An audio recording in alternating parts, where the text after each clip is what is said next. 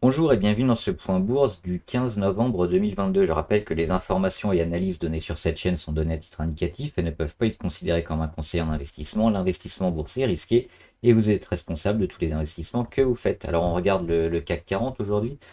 C'est ce qu'on disait il y a quelques jours, hein. C'est un début d'essoufflement sur le CAC 40. Alors on prend quand même, on grappille un petit peu, on gagne quasiment 0,5% aujourd'hui, mais on va zoomer, on voit il y a pas mal de mèches hautes, hein, en cours de séance. On les voit ici vendredi dernier, et puis lundi et mardi, donc quelques mèches hautes. Là, on commence à bien réintégrer les Bollinger, on le voit. Vendredi dernier, on était au-dessus. Hier, on a fait une mèche au-dessus. Et aujourd'hui, on est à l'intérieur. Donc il n'y a plus rien au-dessus des Bollinger. Donc c'est un véritable retour à la normale. Au-dessus du support à 6582. Pour l'instant, on le tient. On va voir ce que ça va donner, mais attention à l'éventuelle correction.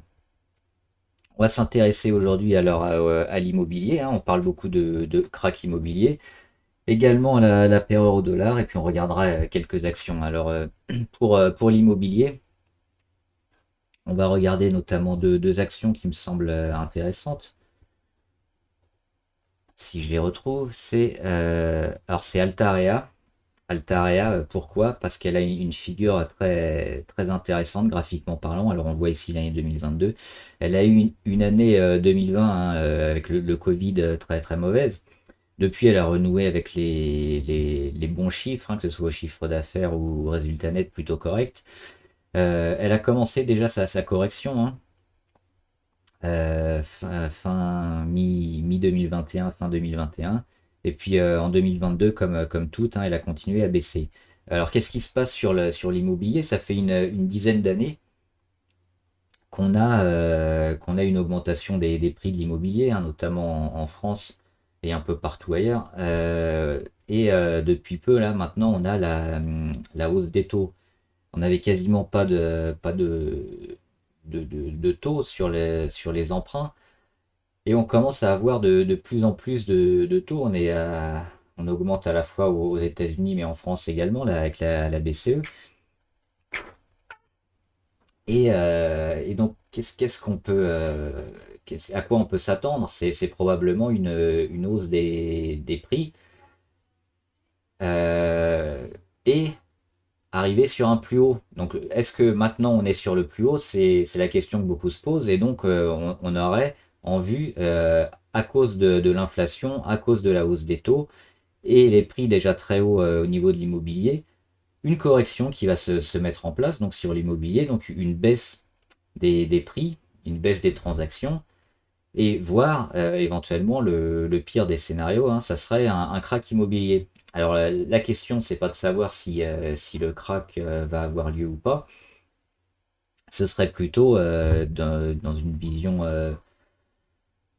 propre à la bourse et moyen terme, quel a été l'impact justement de ces hausses des taux, cette inflation, et les perspectives sur l'immobilier. Est-ce que on a déjà pricé en partie tous ces facteurs, ou alors on retourne on se dirige vers éventuellement, oui, une grosse crise immobilière. Donc là, on a cette action-là qui est intéressante, graphiquement parlant. Pourquoi? Parce qu'on a cette belle figure ici avec cette oblique rouge sur les plus hauts, cette oblique verte sur les plus bas. On voit qu'ils coïncident quasiment avec les plus bas Covid. Le plus bas après le courant 2021, et puis une petite correction ici qu'on a eu mois de mars 2022. C'était juste après l'invasion de l'Ukraine par la Russie. On en a eu d'autres, et ces petites corrections, elles sont de plus en plus hautes. Et on a aussi une belle perte de la volatilité, hein. On voit les mouvements qui sont très forts début 2022 et qui sont de moins en moins forts, avec des plus hauts de plus en plus bas, des plus bas de plus en plus hauts.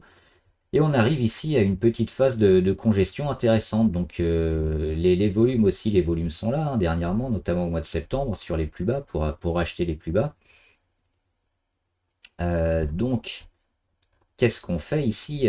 Normalement, on n'investit pas, hein, sur ce genre de graphique, on surveille et on attend de voir une véritable poussée, alors soit vers le haut, soit vers le bas.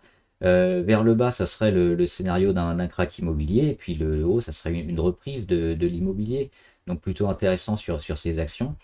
À savoir que les- le prix, oui, que je l'ai dit en préambule, de ces actions a probablement déjà pricé en partie la possible les investissements et la hausse des taux et donc l'impact que ça va avoir sur la plupart des sociétés immobilières.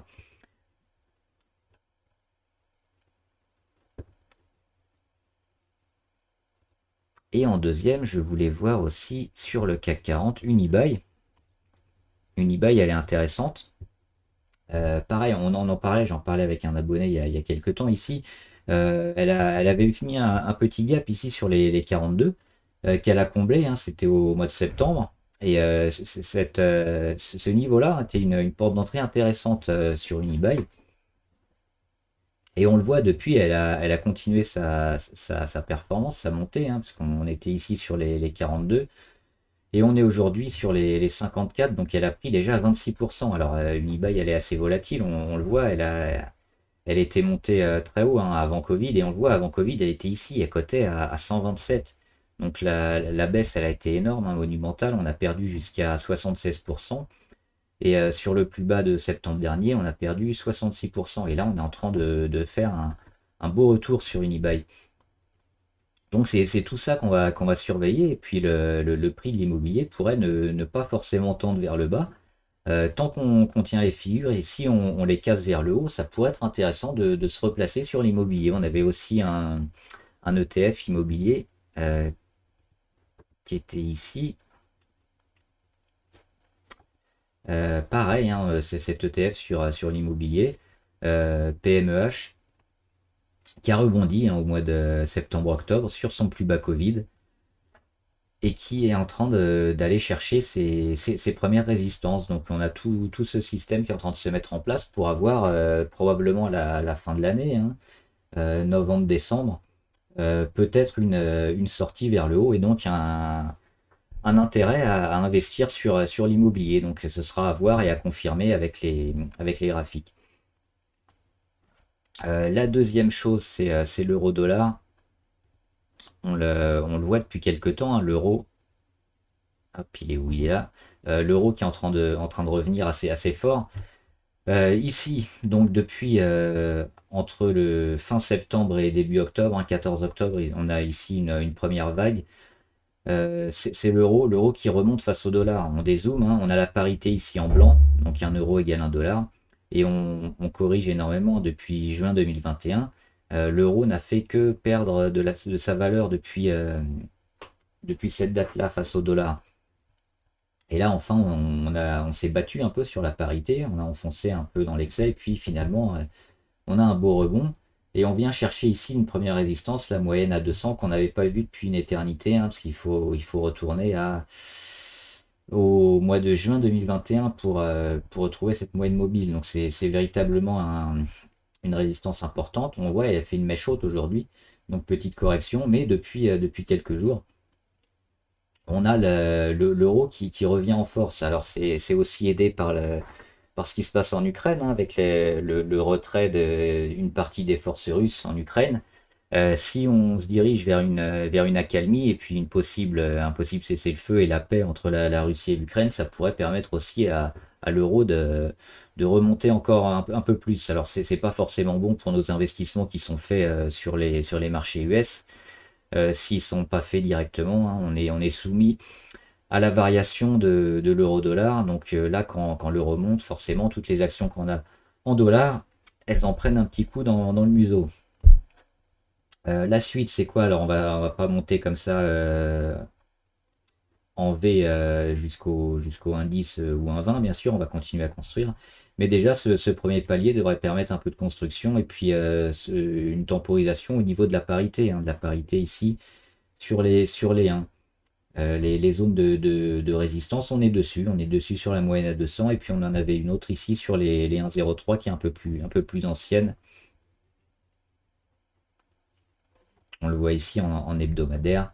C'est une zone qui avait été bien testée en 2017 notamment, donc les 1,03. On y revient ici.